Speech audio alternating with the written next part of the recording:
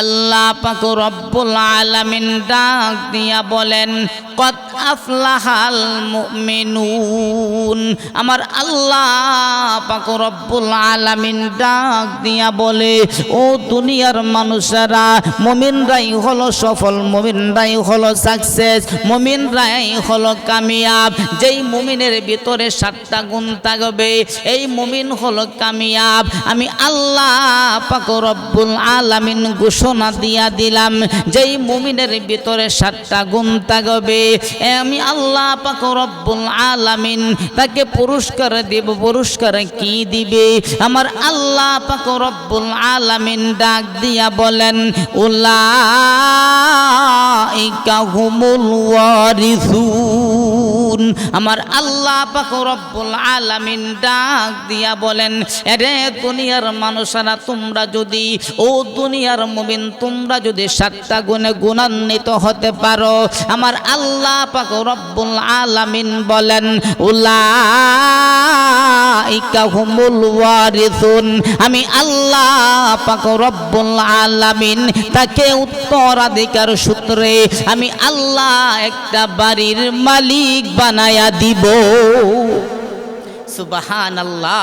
আমার আল্লাহ উত্তরাধিকার সূত্রে 7 গুণে গুণান্বিত মুমিনকে আল্লাহ পাক রব্বুল আলামিন একটা বাড়ির মালিক আল্লাহ পাক রব্বুল আলামিন বানায়া দিবে। এখন বাড়িটা কি? আমার আল্লাহ যে বাড়িটা বানায়া দিব, বাড়িটা কি বাংলাদেশে দিবে, নাকি আমেরিকায় বানায়া দিবে, নাকি লন্ডনে বানায়া দিবে, নাকি সিঙ্গাপুরে বানায়া দিবে?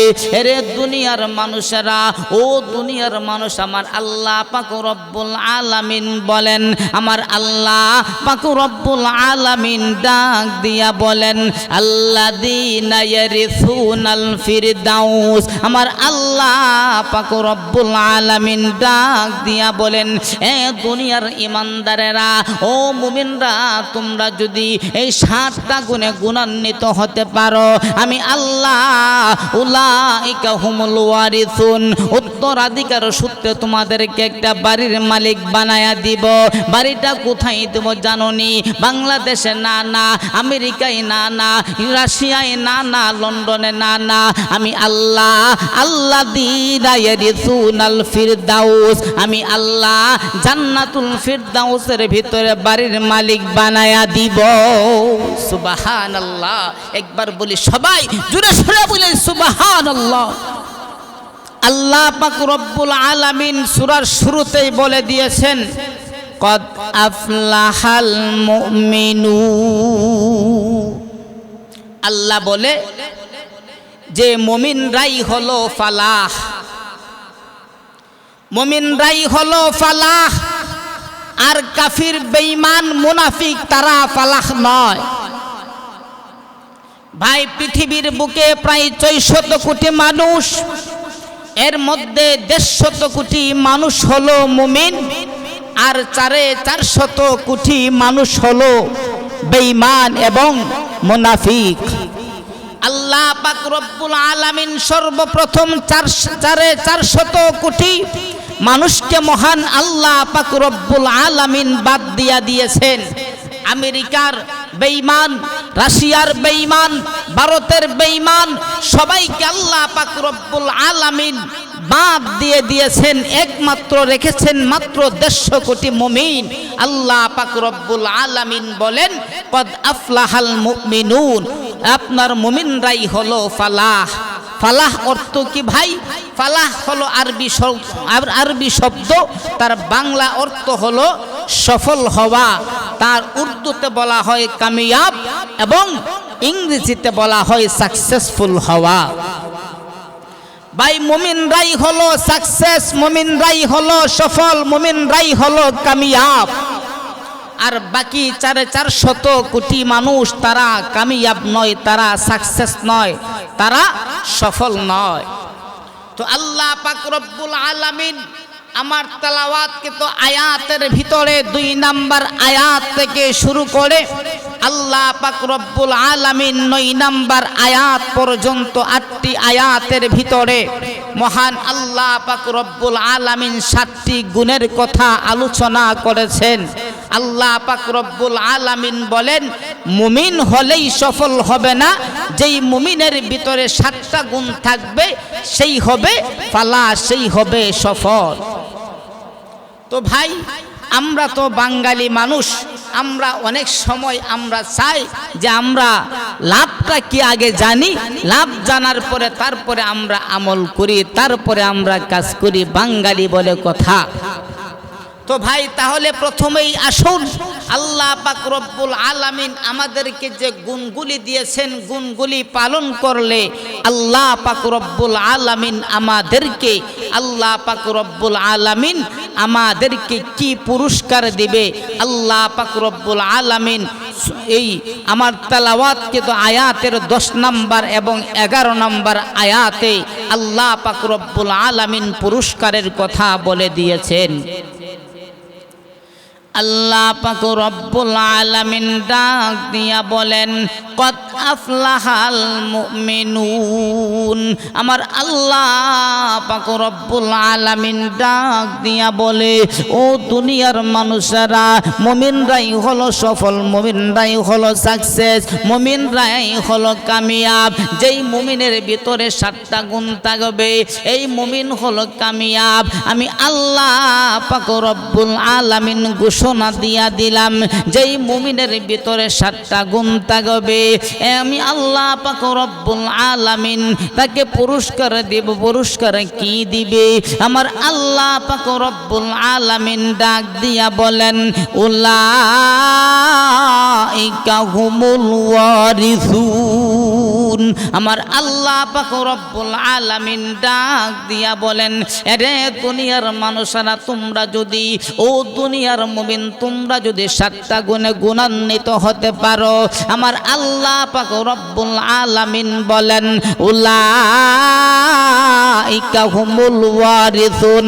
আমি আল্লাহ পাক রব্বুল আলামিন তাকে উত্তরাধিকার সূত্রে আমি আল্লাহ একটা বাড়ির মালিক বানায়া দিব। সুবহানাল্লাহ। আমার আল্লাহ উত্তরাধিকার সূত্রে 7 গুণে গুণান্বিত মুমিনকে আল্লাহ পাক রব্বুল আলামিন একটা বাড়ির মালিক আল্লাহ পাক রব্বুল আলামিন বানায়া দিবে। এখন বাড়িটা কি? আমার আল্লাহ যে বাড়িটা বানায়া দিব, বাড়িটা কি বাংলাদেশে দিবে, নাকি আমেরিকায় বানায়া দিবে, নাকি লন্ডনে বানায়া দিবে, নাকি সিঙ্গাপুরে বানায়া দিবে? এরে দুনিয়ার মানুষেরা, ও দুনিয়ার মানুষ, আমার আল্লাহ পাক রব্বুল আলামিন বলেন, আমার আল্লাহ পাক রব্বুল আলামিন ডাক দিয়া বলেন আল্লাযীনা ইয়ারিসুনাল ফিরদাউস। আমার আল্লাহ পাক রব্বুল আলামিন ডাক দিয়া বলেন, এ দুনিয়ার ইমানদারেরা, ও মুমিনরা, তোমরা যদি এই 7টা গুণে গুণান্বিত হতে পারো, আমি আল্লাহ উলাইকা হুমুল ওয়ারিসুন উত্তরাধিকার সূত্রে তোমাদেরকে একটা বাড়ির মালিক বানায়া দিব। বাড়িটা কোথায় দেব জানোনি? বাংলাদেশে না, না আমেরিকায় না, না রাশিয়ায় না, না লন্ডনে না, না আমি আল্লাহ আল্লাযীনা ইয়ারিসুনাল ফিরদাউস, আমি আল্লাহ জান্নাতুল ফিরদাউসের ভিতরে বাড়ির মালিক বানায়া দিব। সুবহানাল্লাহ। একবার বলি সবাই জোরে সোরে বলেন সুবহানাল্লাহ। ও ভাই, আল্লাহ পাক রব্বুল আলামিন জান্নাতুল ফিরদাউসের ভিতরে একটা বাড়ির মালিক বানায়া দিবে। এখন বলতে পারেন হুজুর, বাড়ির মালিকটা বানানোর পর এই বাড়িতে কতদিন থাকবো, কতদিন আমাদেরকে রাখবে, কতদিন এই বাড়িতে আমি থাকবো? ভাই, দুনিয়াতে দেখা যায় যে আমরা দুনিয়াতে থাকা অবস্থায় বাড়ির মালিক যতদিন বেঁচে থাকে ততদিন মালিক থাকে, আর যখন মারা যায় তখন তার বাড়ির মালিক হয়ে যায় তার সন্তান, বউ, বিবি, বাচ্চা সবাই। কিন্তু ওই যে বাড়ি দিবে আল্লাহ তাআলা জান্নাতুল ফিরদাউসের ভিতরে, এই বাড়ির মালিক আমি কতদিন থাকবো?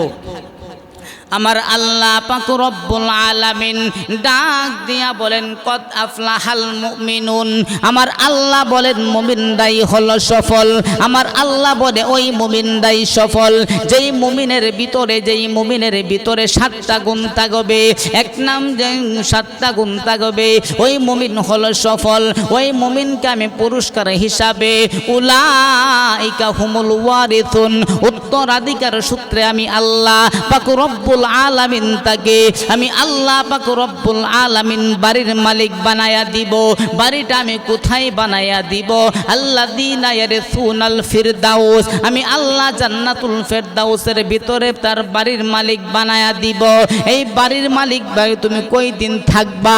একদিন নাকি 2 দিন, 1 বছর নাকি 2 বছর, 100 বছর নাকি 200 বছর? আমার আল্লাহ পাক রব্বুল আলামিন বলেন হুম ফিহা খালিদুন। আমার আল্লাহ বলে চিরস্থায়ী ভাবে আমি আল্লাহ পাক রব্বুল আলামিন জান্নাতের মালিক বানায়া দিলাম। ভাই 7 গুণে গুণান্বিত যারা তারাই হবে সাকসেস। তাদেরকে আমার আল্লাহ পাক রব্বুল আলামিন তাদেরকে জান্নাতের ভিতরে জান্নাতের বাড়ির মালিক বানায়া দিবে। সুবহানাল্লাহ। ভাই আর আমরা মনে করি যে যদি আপনার দুনিয়াতে 10 তলা একটা 20 তলা বিল্ডিং থাকে, যদি দেশের বাহিরে একটা বিল্ডিং থাকে, আমরা মনে করি যে আমরা সাকসেস হয়ে গেছি। এক ভাই সে আমাকে বলতেছে হুজুর আমি তো সাকসেস হয়ে গেছি। আমি বললাম কিভাবে সাকসেস হয়ে গেছো? তিনি বলতেছে আমি তো লন্ডনে একটা বাড়ি করার আমার আশা ছিল, আমি লন্ডনে বাড়ি করতে পারছি, এই জন্য আমি সফল, আমি সাকসেস। আরেকজন বলতেছে হুজুর আমি সাকসেস হয়ে গেলাম। তখন আমি বললাম যে আপনি কিভাবে সাকসেস হলেন? তিনি বলতেছে আমি একজনকে ভালোবাসতাম, সে পরমা সুন্দরী ছিল, আমার ইচ্ছা ছিল যে আমি তাকে বিবাহ করব। আমি আল্লাহর রহমতে আমি তাকে পেয়েছি, আমি বিবাহ করেছি, এই জন্য আমি সফল হয়ে গেলাম, আমি সাকসেস হয়ে গেলাম। এটাকে সাকসেস বলে না। ও ভাই দুনিয়া, এই দুনিয়াটাই তো থাকবে না, দুনিয়ার ধনও থাকবে না, দুনিয়ার জনও থাকবে না। ভাই এই জন্য কবি বলতেন যে আপনার নদীর এপার ভাঙ্গে ওপার ভাঙ্গে, ওপার ঘরে এই তো নদীর খেলা, সকালবেলার ধনী রে তুই ফকির সন্ধ্যাবেলা। কবি বলেছে যে ধন থাকবে না, সকালবেলা তুমি ধনী, আবার দেখবা বিকালবেলা তুমি ফকির হয়ে গেছো। ভাই কিছুদিন আগে বঙ্গবাজারে আগুন লেগেছিল, সন্ধ্যার সময় অনেক ব্যবসায়ীরা কোটি কোটি টাকা ব্যবসা হিসাব করে বাড়িতে গিয়ে ঘুমাইছে, সকালবেলা রাস্তার ফকির হয়ে গেছে। আবার দেখা গেল যে আপনার জনও সাথে থাকে না, মৃত্যুবরণ করার পরে তোমার স্ত্রী কি তোমার সাথে যাবে? না, সাথে যাবে না। ভাই বই স্ত্রী যাবে দূরের কথা, আপনার সাথে যে একটা কাইতন বলেন, টাকা বলেন, যে আপনার বাইকটা বলেন, এইটা পর্যন্ত কাইটা রেখে দিবে। এই জন্য দুনিয়ার জন সাকসেস নয়, দুনিয়ার জন সাকসেস নয়, একমাত্র সাকসেস হলো তারা যারা এই 7 গুণে গুণান্বিত মুমিন যারা, তারাই হলো সফল, তারাই হলো সাকসেস, তারাই হলো কামিয়াব।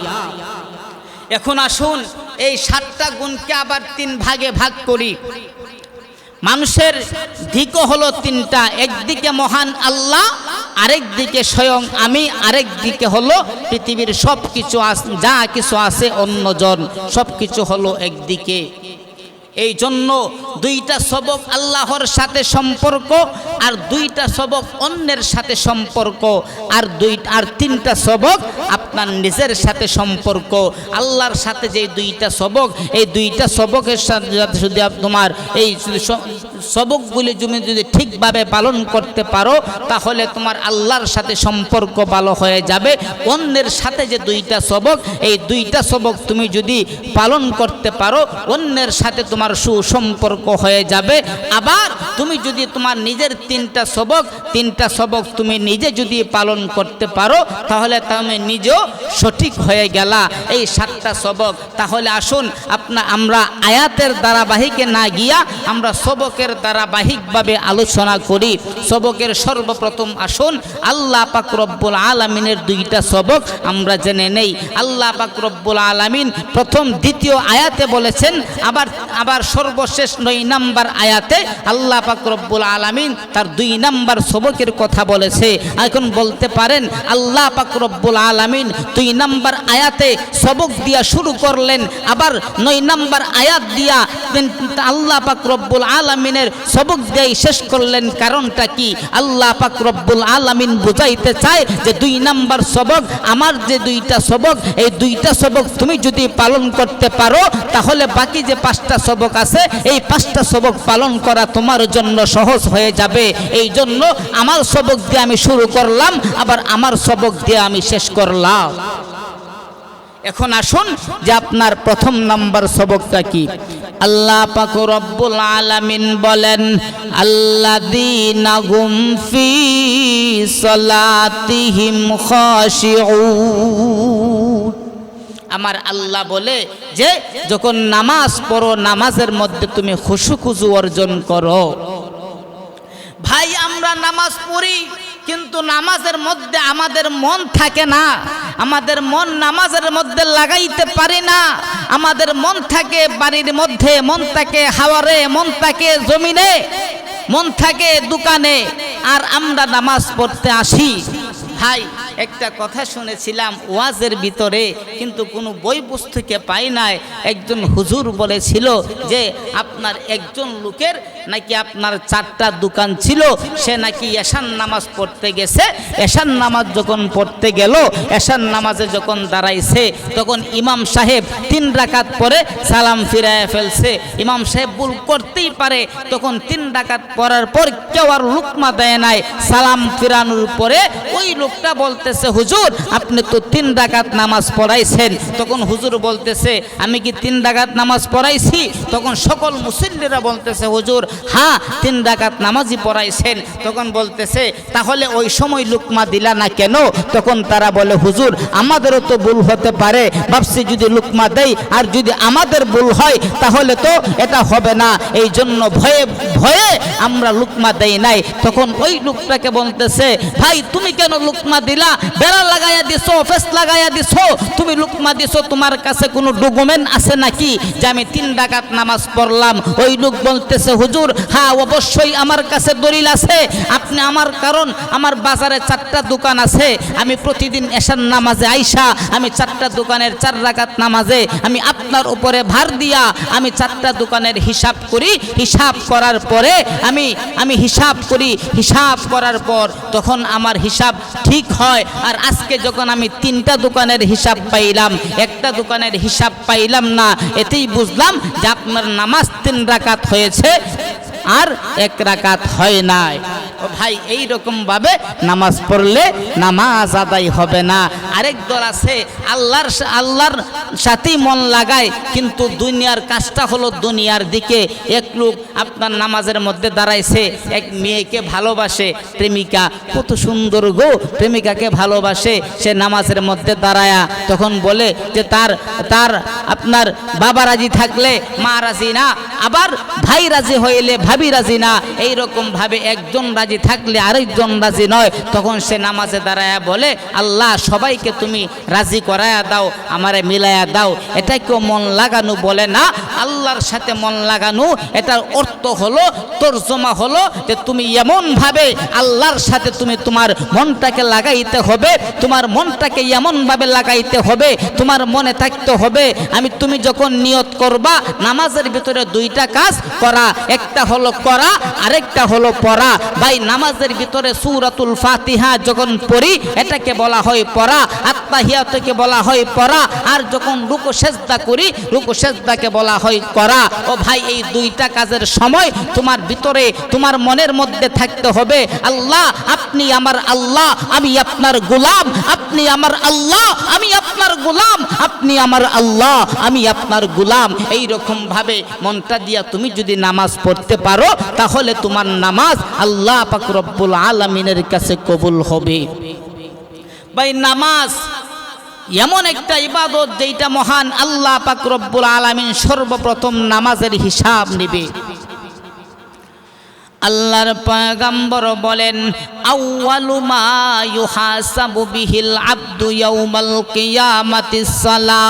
আল্লাহর পয়গম্বর বলেন কাল কিয়ামতের ময়দানে হাসরের মাঠে মহান আল্লাহ পাক রব্বুল আলামিন সর্বপ্রথম নামাজের হিসাব নেবে। আমার আল্লাহ পয়গম্বর অপর এক জায়গায় বলে আস-সালাতু মিফতাহুল জান্নাতিস সালাহ, আস-সালাতু মিফতাহুল জান্নাহ। নামাজ হলো বেহেশতের চাবি। ও ভাই, দুনিয়াতে থালা খোলার জন্য আপনার চাবির প্রয়োজন হয়।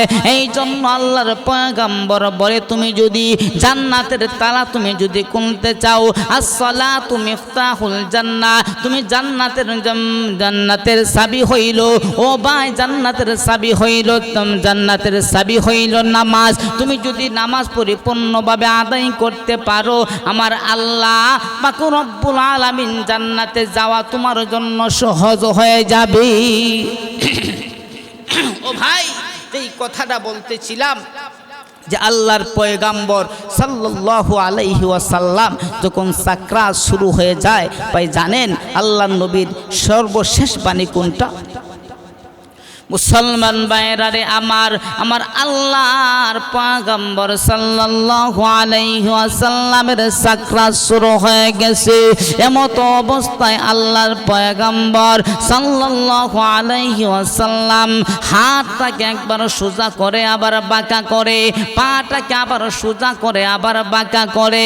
এই অবস্থায় আম্মা জান আয়েশা সিদ্দিকা রাদিয়াল্লাহু তাআলা আনহা আল্লাহর পয়গম্বরের চাদর মুবারক একটু উপরে তুললেন। তাকায়া দেখে আল্লাহর পয়গম্বরের প্রতিটা পশমের গোড়া দিয়া যখন ঘাম বের হইতেছে, এবার আম্মা জান আয়েশা সিদ্দিকা রাদিয়াল্লাহু তাআলা আনহা চিন্তা করলেন যেই নবীর কোনো গুনাহ নাই, যেই নবীর কোনো গুনাহ নাই, যেই নবীর উপরে মশা মাছি বসা পর্যন্ত হারাম ছিল, ওই নবীর মৃত্যুর সময় এত কষ্ট হইতেছে, না জানি আমাদের মৃত্যুর সময় কি রকম কষ্ট হয়। এবার ডাক দিয়া বলেন আল্লাহর পয়গম্বরকে এমত অবস্থায় কে যেন বাহির থেকে সালাম দেয়, আসসালাতু ওয়াসসালামু আলাইকা ইয়া রাসূলুল্লাহ, আসসালাতু ওয়াসসালামু আলাইকা ইয়া হাবিবাল্লাহ।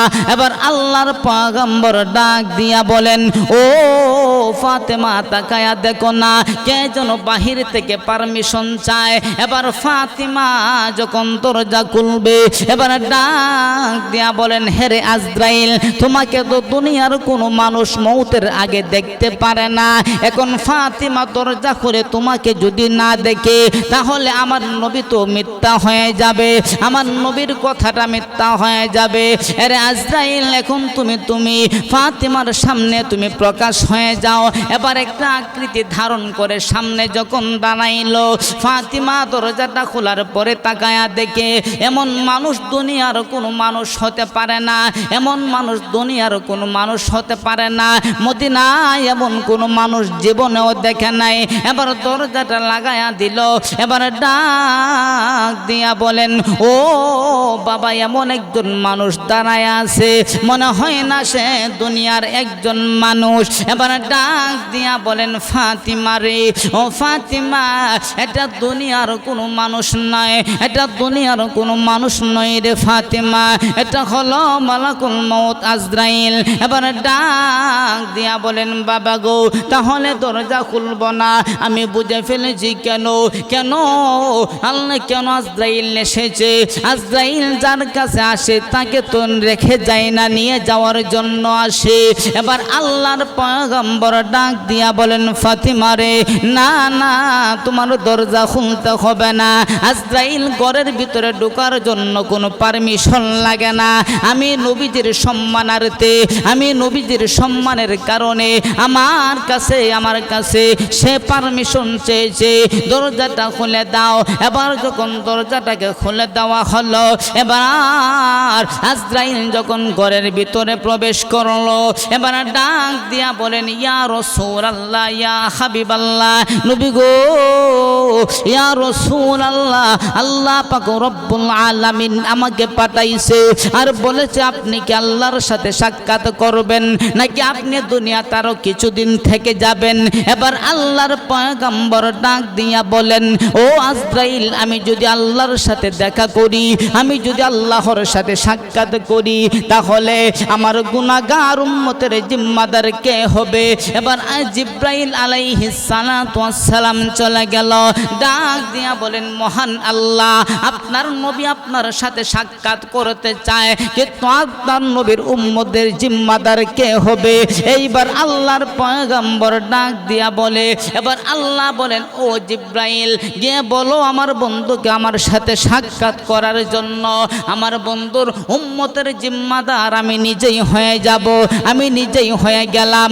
এবার যখন কথা বলা হলো, ইয়া রাসূলুল্লাহ, আপনার উম্মতের জিম্মাদার আল্লাহ স্বয়ং নিজেই হয়ে গেছে।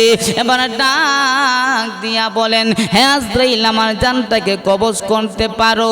এবার আজরাইল অনুমতি পাইয়া যখন জানটাকে কবজ করবে, এমন কবজ করার জন্য বুকের মধ্যে যখন হাত রাখলো, এবার ডাক দিয়া বলেন, হে আজরাইল, তুমি কি আমার চাইতে কম কষ্ট দিয়ে কাহার রূহ বের করেছো নাকি? এবার ডাক দিয়া বলেন, না না ইয়া রাসূলুল্লাহ, খোদার কসম খেয়ে বলি, না না, আপনার চাইতে কম কষ্ট দিয়ে আমি কাহার রূহ বের করি নাই। আল্লাহর পয়গম্বর কথাটা শোনার পরে আল্লাহর পয়গম্বর কান্না করতে শুরু করলো। এবার আজরাইল ডাক দিয়া বলেন, আজরাইল ডাক দিয়া বলে, ইয়া রাসূলুল্লাহ, আপনি কেন কান্না করেন? কান্না করার কারণ কি? এবার ডাক দিয়া বলেন, হে আজরাইল, তুমি আমার চাইতে কম কষ্ট দিয়া কাহার রূহ বের করো না, এতেই আমি এত কষ্ট পেয়েছি। আমার জানি না আমার গুনাহগার উম্মতের রূহটাকে তুমি কি করে বের করো।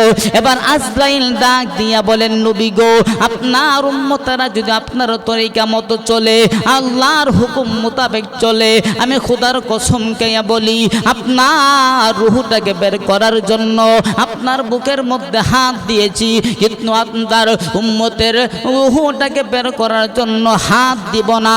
দূর থেকে ইশারা করে তার রূহটাকে নিয়ে যাব। আর যদি আপনার তরিকা মতো না চলে, আল্লাহর হুকুম মোতাবেক না চলে, এমন কষ্ট দিয়া তার রূহটাকে বের করব।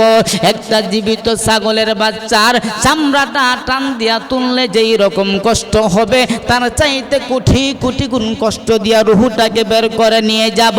ওই সময় আল্লাহর পয়গম্বর বলে, ইয়া উম্মাতাস সালাহ, ইয়া উম্মাতাস সালাহ, ইয়া উম্মাতাস সালাহ, হে উম্মতেরা রে, কোনদিন নামাজ ছেড়ো না।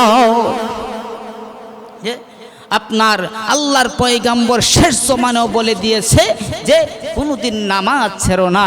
এই জন্য আল্লাহ পাক রব্বুল আলামিন বলেন, আল্লাযীনাহুম ফি সালাতিহিম খাশিউন, তোমরা যখন নামাজ পড়ো, নামাজের মধ্যে খুশু খুজু অর্জন করো। 2 নাম্বার সবক হলো 9 নাম্বার আয়াতে, আল্লাযীনাহুম আলা সালাওয়াতিহিম ইউহাফিজুন, তোমরা একবার ওয়াক্ত নামাজ পড়লে চলবে না, তোমরা মৃত্যু পর্যন্ত, যতক্ষণ পর্যন্ত আজরাইলের সাথে দেখা না হবে, দুনিয়াতে যতদিন থাকবা, মস্তিষ্ক যতদিন ভালো থাকবে, মৃত্যু পর্যন্ত তোমাদেরকে নামাজকে হেফাজত করে যেতে হবে। 1 নাম্বার হলো নামাজে খুশু খুজু অর্জন করা। 2 নাম্বার হলো যে আপনার নামাজকে সুপরিপূর্ণভাবে হেফাজত করা। এই 2টা সবক যদি তুমি পালন করতে পারো, তাহলে আল্লাহর সাথে সম্পর্ক ভালো হয়ে যাবে। এখন 2টা সবক হলো অন্যদের সাথে সম্পর্ক গভীর করার 2টা সবক কি? আল্লাহ 8 নাম্বার আয়াতে বলেন, ওয়াল্লাযীনা হুম লিআমানাতিহিম ওয়া